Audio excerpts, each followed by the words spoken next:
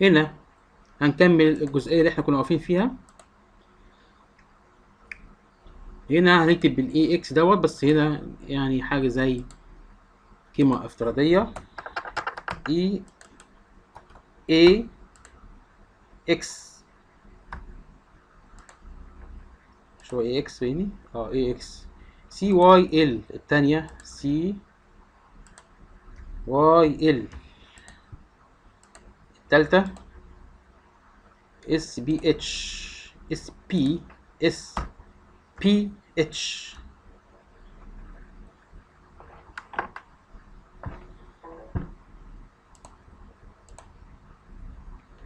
نفس الكلام اي اكس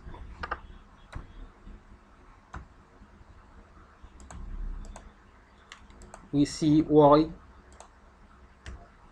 ال بي اس بي اتش.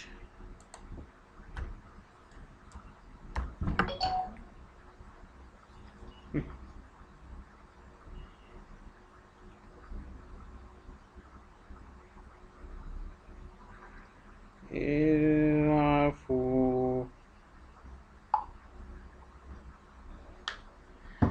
خلاص كده. هنخلي بقى ايه الاجزاء اللي فوق دي كلها ما ينفعش ان احنا نعدل عليها ولا نيجي جنبها. بنيجي هنا اهو انيبلد ونخلي دي يس.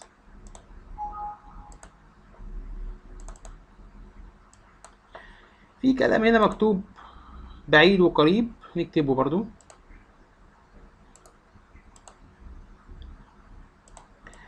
هننقل الكلام ده كله اليمين شوية علشان نقدر نوفر مساحة للكلمتين اللي هنكتبهم على ناحية الشمال دي.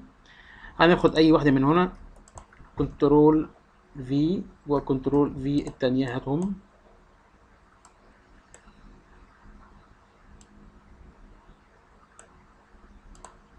نوسع المسافة شوية، نفس القصة نوسع المسافة شوية.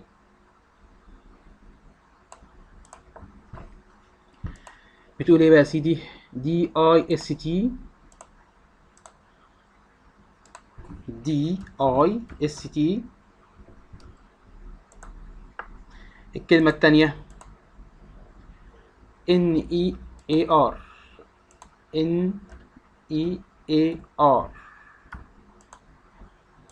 ونفس الكلام ينطبق اللي هو ما ينفعش اللي احنا نعدل عليه.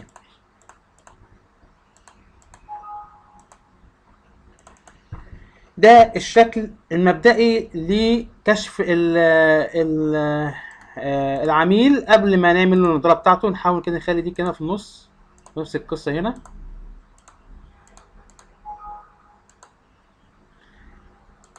هنيجي هنا عند قسم العملاء ونحاول ان احنا نوصل يعني نشوف الاول ادمن 1 2 3. هنا قسم الموردين خلاص خلصناه. هنا قسم العملاء هنكتب نعدل بقى، يعني بدل ما هي اضافه موارد جديد هتبقى اضافه عميل جديد. البحث عن عميل جديد وحسابات العميل والعملاء واصناف العملاء ومحل مبيعات العملاء والايه ده كله هيتعدل دلوقتي. قسم العملاء هنيجي تاني هنا اضافه عميل جديد، اضافه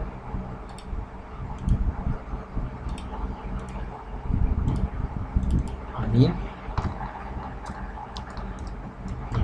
جديد. البحث عن عميل، حسابات العميل، أصناف العميل لا أصناف العميل لا ينشر معدل مبيعات، معدل مشتريات العميل.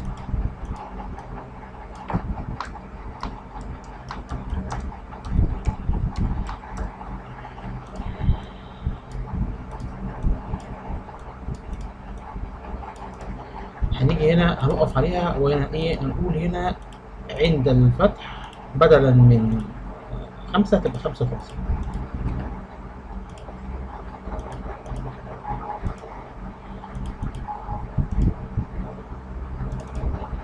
أدمن 3 طبعا احنا كنا عاملين الموردين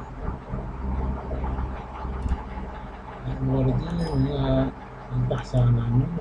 ده انا عملتها على ثواني كده.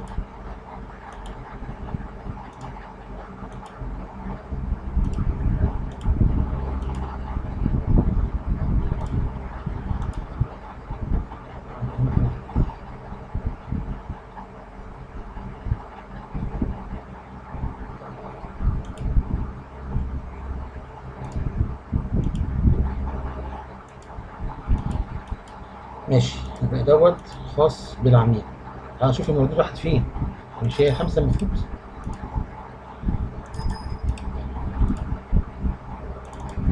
اه 5. هنرجع تاني في حصر اللخبطة.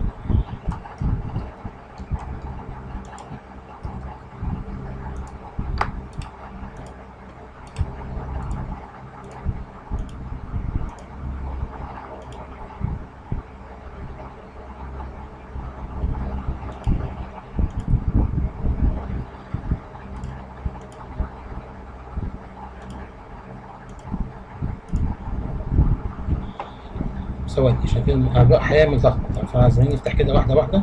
ده مش عايزينه. 2 3 ده 4. هي دي بس ديت 4 في 5. ماشي. في هنا بقى 4 التانية بقى. دي بقى اللي نخليها 44 ديت بتاعت الموردين.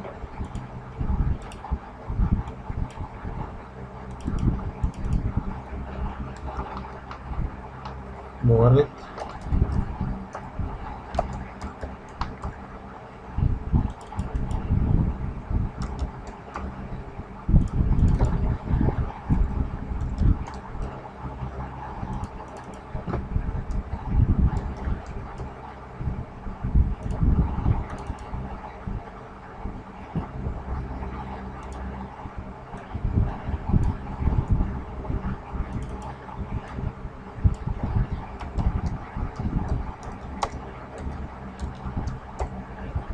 يبقى 44 دي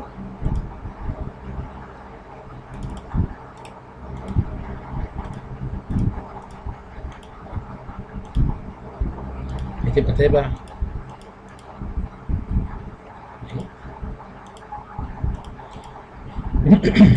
نيجي نخش هنا. بص، هو قسم الموردين. مورد اهو. هنا المورد شايف اهو. البحث طبعا دي لسه هتتغير. حسابات واصناف الكلام ده والعملة.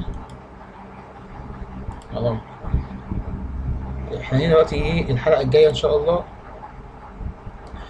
هنخش في المورد وهعرفه معاه بالجداول.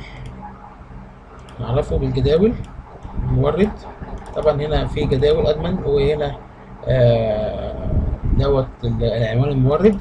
هنراجع المورد مراجعة شاملة ونشوف الناقص نعمله ونخلصه. نخلص المورد تماما ونعمل البحث بتاعه، نعمل محرك البحث بتاعه ان شاء الله في الحلقة الجاية. شكرا والسلام عليكم.